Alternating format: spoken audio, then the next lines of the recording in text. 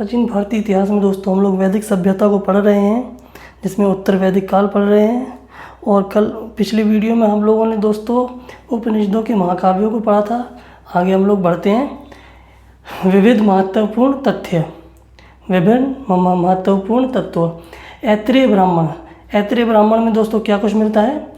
चारों वर्णों के कर्तव्यों का उल्लेख है ऐत्रेय ब्राह्मण में। जो ब्राह्मण, क्षत्रिय, वैश्य व शूद्र थे, उनके कर्तव्यों का वर्णन ऐत्रेय ब्राह्मण में है।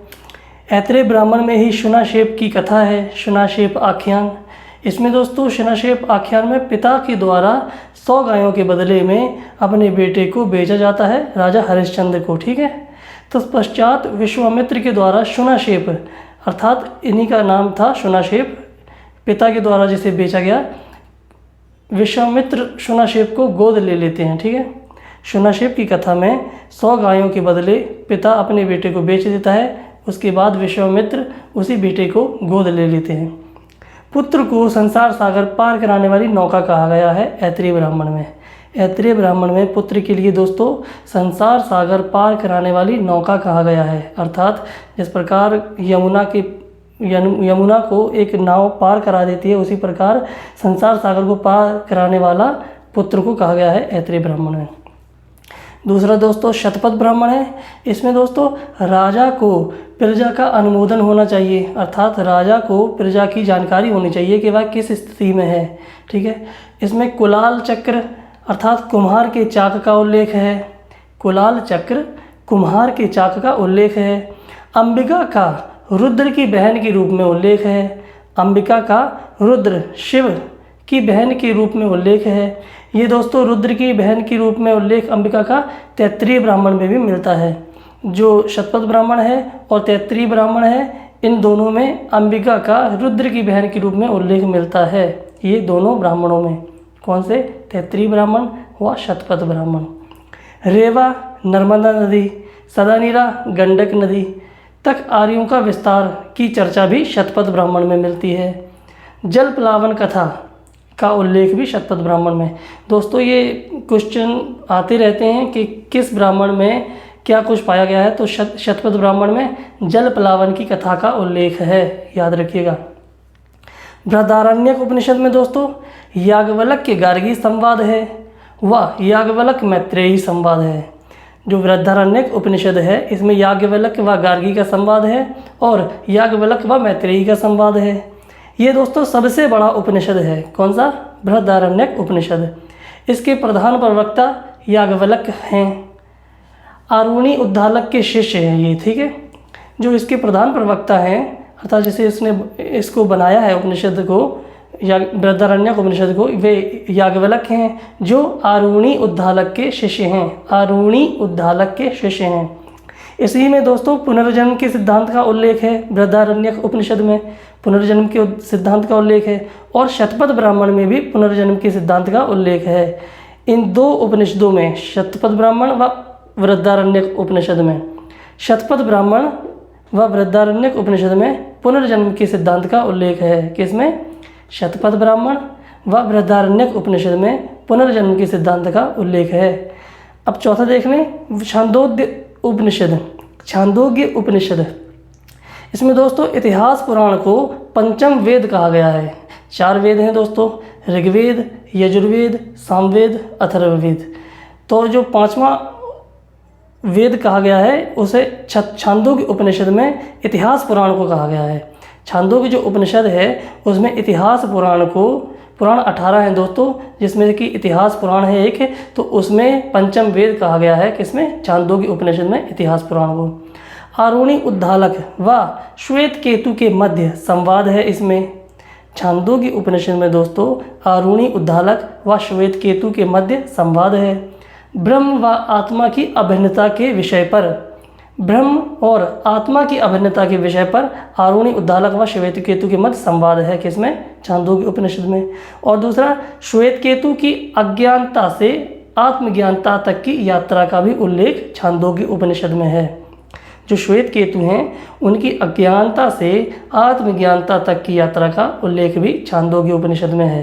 दोस्तों ये कई क्वेश्चन पूछे जाते हैं, तो आप इसे याद कर लीजिएगा कि किस में क्या पाया गया है। ठीक है।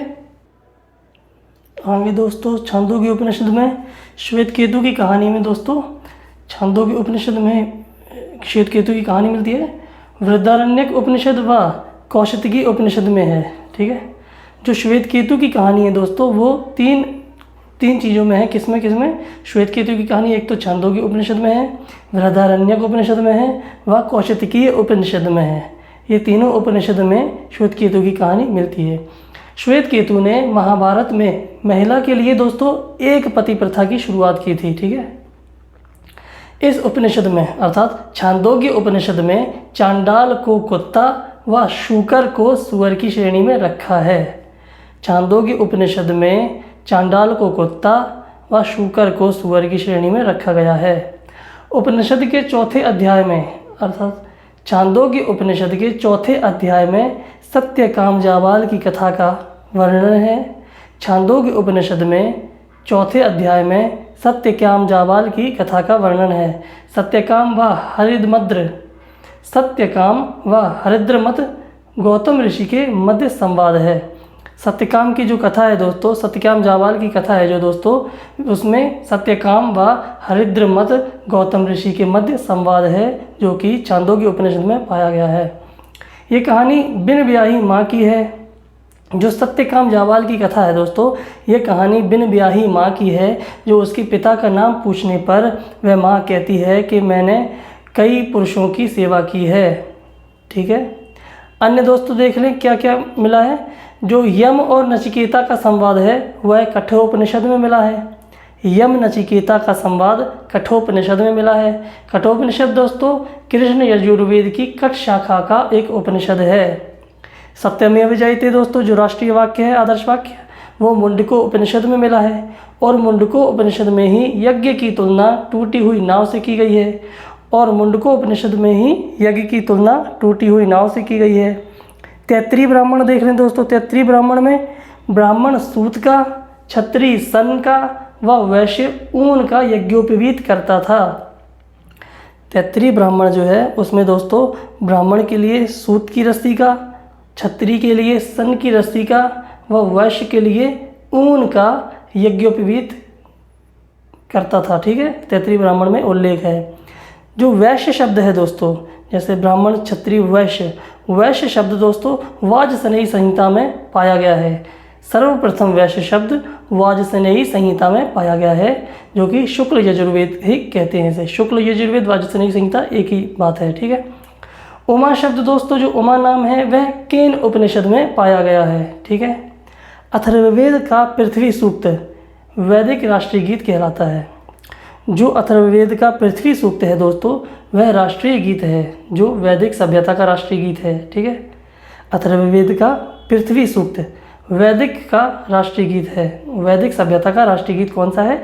जो अथर्ववेद का पृथ्वी सूक्त है। अब दूसरा दोस्तों देख लें, निष्काम कर्म सिद्धांत किस में पाया गया है? निष्काम कर्म सिद्धांत ईशोपनिषद में पाया गया है। ईशोपनिषद में पाया गया है। निष्काम कर्म सिद्धांत ईशोपनिषद में पाया गया है। याज्ञवल्क्य की दोस्तों दो पत्नियां थीं, कौन कौन सी? कात्यायनी व मैत्रेयी। याज्ञवल्क्य की दो पत्नियां थीं, कौन कौन सी? कात्यायनी व मैत्रेयी। याद रखिएगा दोस्तों सभी चीज़ें, ठीक है। याज्ञवल्क्य की दोस्तों दो जो पत्नियां थीं, मैत्रेयी व कात्यायनी। तो दोस्तों जो मैत्रेयी थी वह परम विदुषी थीं, जिन्होंने सिर्फ ज्ञान प्राप्त करने के लिए इन्होंने कात्यायनी के पक्ष में संपत्ति को त्याग दिया था, ठीक है। जो मैत्रेयी थी और कात्यायनी थी, ये याज्ञवल्क्य की दोनों पत्नियां थीं। मैत्रेयी परम विदुषी थीं, जिन्होंने ज्ञान प्राप्त करने के लिए कात्यायनी को संपत्ति दे दी थी पूरी की पूरी, ठीक है। श्वेताश्वर उपनिषद में दोस्तों रुद्र शिव को समर्पित, इसी में नवदा भक्ति का उल्लेख है। जो श्वेताश्वर उपनिषद है दोस्तों वह रुद्र को समर्पित है, अर्थात शिव को समर्पित है श्वेताश्वर उपनिषद, और इसी में नवदा भक्ति का उल्लेख है। कठ उपनिषद, मुंडकोपनिषद व श्वेताश्वर उपनिषद में सांख्य योग का परिचय मिलता है। कठ उपनिषद, मुंडकोपनिषद, श्वेताश्वर उपनिषद में सांख्य योग का परिचय मिलता है। तैत्तिरीय अरण्यक में रुद्र की पत्नी पार्वती जी का उल्लेख मिलता है। रुद्र शिव की पत्नी पार्वती का उल्लेख तैत्तिरीय आरण्यक में मिलता है। और तैत्तिरीय उपनिषद में अधिक धन उपजाओ, अन्न ही ब्रह्म है, ऐसे वाक्यांश लिखे मिलते हैं। तैत्तिरीय उपनिषद में अधिक धन उपजाओ व अन्न ही ब्रह्म है का उल्लेख मिलता है। ये दोस्तों तैत्तिरीय आरण्यक है जिसमें रुद्र की पत्नी पार्वती का उल्लेख है, और ये तैत्तिरीय उपनिषद है जिसमें अधिक धन उपजाओ व अन्न ही ब्रह्म है। ठीक है।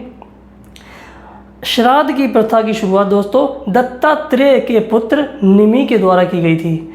जो श्राद्ध की प्रथा है, श्राद्ध करवाने जाते हैं लोग जो, तो वो उसकी शुरुआत दत्तात्रेय के पुत्र निमि के द्वारा की गई थी। शल्य क्रिया का उल्लेख दोस्तों अथर्ववेद में मिलता है। जो शल्य क्रिया का उल्लेख है दोस्तों, ऑपरेशन, वो अथर्ववेद में मिलता है। और इसी में दोस्तों युद्ध का प्रारंभ मनुष्य के मस्तिष्क से होता है। दोस्तों हम लोग यहाँ पे सिर्फ अथर्ववेद को देख रहे हैं कि अथर्ववेद में क्या कुछ मिला है। अथर्ववेद में दोस्तों शल्य क्रिया का उल्लेख मिला है, और युद्ध का प्रारंभ मनुष्य के मस्तिष्क से होता हो ये भी लिखा हुआ मिला है। और अरुंधति रोगनाशक जड़ी बूटी थी, ये भी उल्लेख मिला है। अथर्ववेद में अरुंधति जो थी वह रोगनाशक जड़ी बूटी थी, ये लिखा हुआ मिला है। मगध एवं अंग का प्राचीनतम उल्लेख अथर्ववेद में मिला है। ठीक है, क्या कुछ मिला है अथर्ववेद में? एक तो शल्य क्रिया का उल्लेख, दूसरा युद्ध का प्रारंभ मनुष्य के मस्तिष्क से होता है, ये अरुंधति एक रोगनाशक जड़ी बूटी थी, ये मगध एवं अंग प्राचीनतम उल्लेख मिला है। मगध एवं अंग का प्राचीनतम उल्लेख मिला है। अब शुल्ब सूत्र देख रहे हैं दोस्तों। शुल्ब सूत्र वैदिक गणित की जानकारी मिलती है। शुल्ब सूत्र में वैदिक गणित की जानकारी मिलती है। यज्ञ की वेदियों का निर्माण शुल्ब सूत्र में मिलता है। जो यज्ञ की वेदियां थीं दोस्तों, उनका निर्माण कैसे होता है उसका उल्लेख शुल्ब सूत्र में मिलता है। शून्य का उल्लेख दोस्तों यजुर्वेद में मिलता है। और अश्विनी चिकित्सा के देवता थे। जो अश्विनी थे वह चिकित्सा के देवता थे। पाणिनि की जो अष्टाध्यायी बुक है, पाणिनि एक रचनाकार हैं जिनकी रचना अष्टाध्यायी है। इसमें निर्वसित,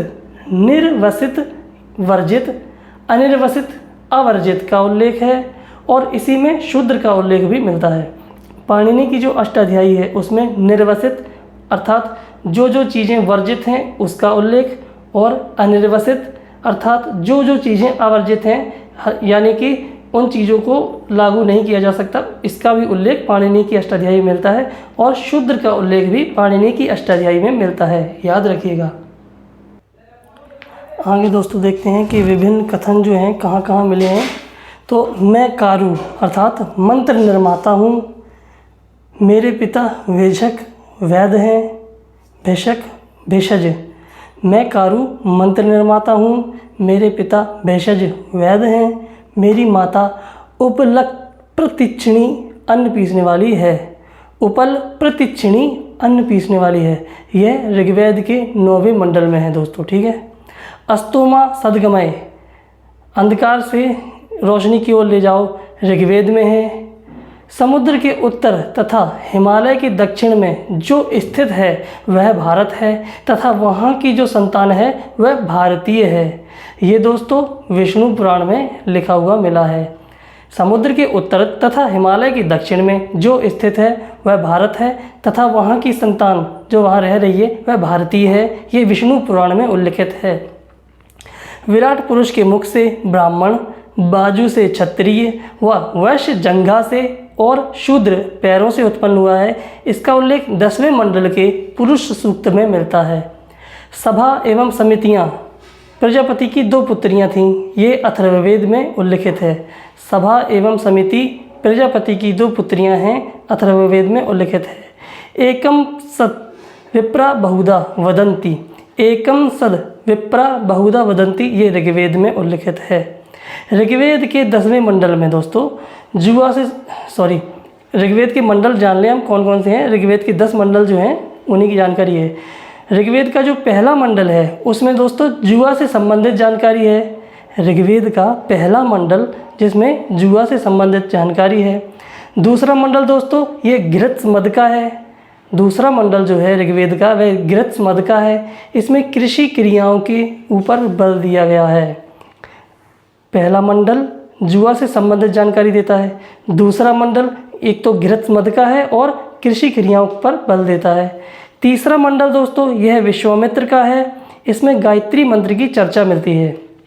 तीसरा मंत्र विश्वामित्र का है, गायत्री मंत्र की इसमें चर्चा मिलती है।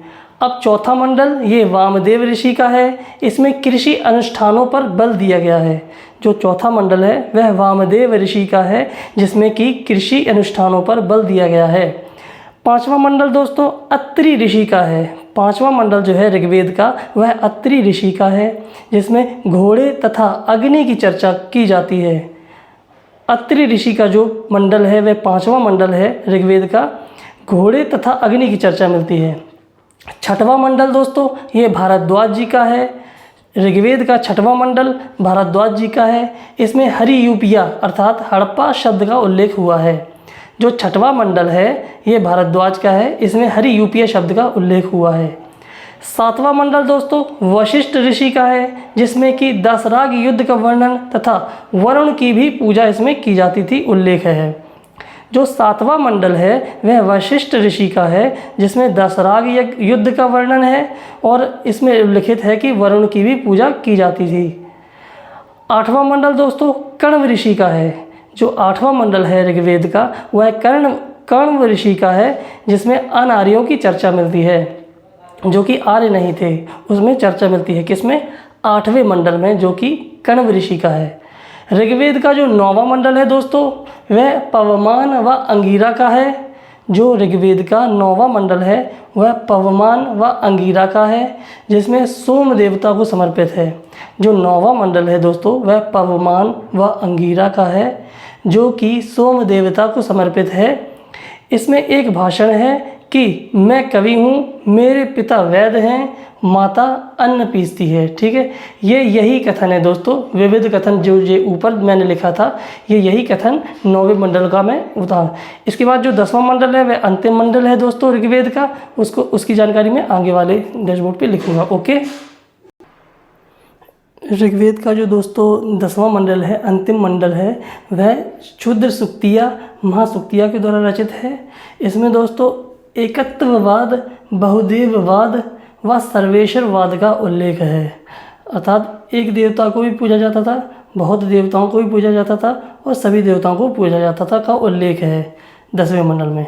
और 10वें मंडल में ही दोस्तों सरस्वती वंदना, ब्रह्मांड की उत्पत्ति पर प्रकाश डाला गया है दोस्तों, कि किस प्रकार ब्रह्मांड की उत्पत्ति हुई है 10वें मंडल में। ठीक, समस्त विश्व को एक मानते हुए दोस्तों वसुधैव कुटुंबकम की भावना इसमें प्रदर्शित है 10वें मंडल में। ठीक है, ऋग्वेद का जो 10वां मंडल है, जो वसुधैव कुटुंबकम, आज की वाक्य में देखा जाता है कि समस्त पृथ्वी हमारा परिवार है की धारणा 10वें मंडल में मिलती है दोस्तों, ऋग्वेद के 10वें मंडल में वसुधैव कुटुंबकम। ठीक है दोस्तों, 10वें मंडल में ही नदी सूक्त की चर्चा मिलती है, जिसमें सरस्वती नदी के लिए नदीतमा, देवीतमा, मातेतमा की वंदना की गई है। ठीक है, सरस्वती नदी के लिए वंदना की गई है, उसके लिए बताया गया है कि देवीतमा, नदीतमा, मातेतमा कहा गया है सरस्वती के लिए। ठीक है, सरस्वती नदी पवित्र थी दोस्तों, सबसे पवित्र सरस्वती नदी थी।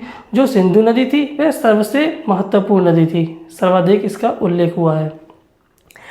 10वें मंडल में दोस्तों चर्चित है कि सरस्वती जो नदी थी वह सर्वाधिक पवित्र नदी थी, और जो सिंधु नदी थी वह सर्वाधिक महत्वपूर्ण नदी थी, और सिंधु नदी की चर्चा सर्वाधिक बार हुई है।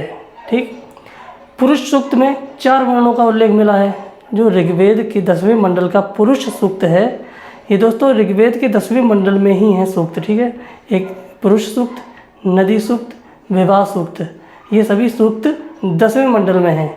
पुरुष सूक्त है दोस्तों, उसमें 4 वर्णों की चर्चा हुई है, जो कि ब्राह्मण, क्षत्रिय, वैश्य व शूद्र हैं। और दोस्तों विवाह सूक्त की भी चर्चा 10वें मंडल में हुई है।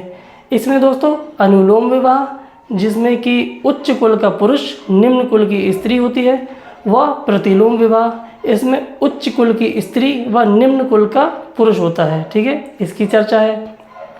अब दोस्तों ऋग्वेद, सामवेद, इनके बारे में जान लें क्या कुछ इसमें क्या नहीं है। ठीक है, ऋग्वेद का जो ब्राह्मण है, ऋग्वेद का जो उपनिषद है, ऋग्वेद का जो आरण्यक है, ऋग्वेद का जो उपवेद है, इनके बारे में जान लें कि कौन कौन से किसके हैं। ठीक है, ऋग्वेद का जो ब्राह्मण है वह ऐतरेय ब्राह्मण है और कौशितकीय ब्राह्मण है। ऋग्वेद का जो उपनिषद है वह ऐतरेय उपनिषद है। ऋग्वेद का जो आरण्यक है वह ऐतरेय आरण्यक है। ऋग्वेद का जो उपवेद है वह आयुर्वेद है, अर्थात दवा से संबंधित। ठीक है। सामवेद को देख लें दोस्तों। सामवेद का ब्राह्मण पंचविश ब्राह्मण है और जैमिनी ब्राह्मण है। सामवेद का उपनिषद छांदोग्य उपनिषद है। सामवेद का जो उपनिषद है वह छांदोग्य उपनिषद है। सामवेद का जो उपनिषद है वह छांदोग्य उपनिषद है। सामवेद का अरण्यक छांदोग्य अरण्यक और जैमिनी अरण्यक है। सामवेद का उपवेद गंधर्व वेद है। ठीक है। यजुर्वेद को देख लें दोस्तों। यजुर्वेद का ब्राह्मण शतपथ ब्राह्मण है। शतपथ ब्राह्मण दोस्तों यजुर्वेद का ब्राह्मण है। और यजुर्वेद का जो उपवेद है वह बृहदारण्यक उपनिषद है। यजुर्वेद का जो उपनिषद है वह बृहदारण्यक उपनिषद है। यजुर्वेद का जो अरण्यक है वह बृहदारण्यक है। यजुर्वेद का जो उपवेद है वह धनुर्वेद है। ठीक है। अथर्ववेद को देख लें। अथर्ववेद का ब्राह्मण गोपथ ब्राह्मण है। अथर्ववेद का ब्राह्मण गोपथ ब्राह्मण है। अथर्ववेद का उपनिषद मुंडकोपनिषद है। अथर्ववेद का दोस्तों अरण्यक कोई भी नहीं है। ठीक है। अथर्ववेद का जो उपवेद है वह शिल्पवेद है, कारीगर वेद। ठीक है। दोबारा से इसको बस समझा दूँ मैं दोस्तों। जो ऋग्वेद के जो ब्राह्मण हैं वे दो हैं, ऐतरेय ब्राह्मण, कौशितकीय ब्राह्मण। सामवेद के जो ब्राह्मण हैं वे भी दो हैं, सामवेद के ब्राह्मण पंचविश ब्राह्मण, जैमिनी ब्राह्मण। यजुर्वेद का एक ब्राह्मण है जो कि शतपथ ब्राह्मण है यजुर्वेद का। ठीक है। अथर्ववेद का एक ब्राह्मण है गोपथ ब्राह्मण। अथर्ववेद का गोपथ ब्राह्मण है। ये दोस्तों याद कर लीजिएगा, प्रश्नोपयोगी महत्वपूर्ण है। ठीक है।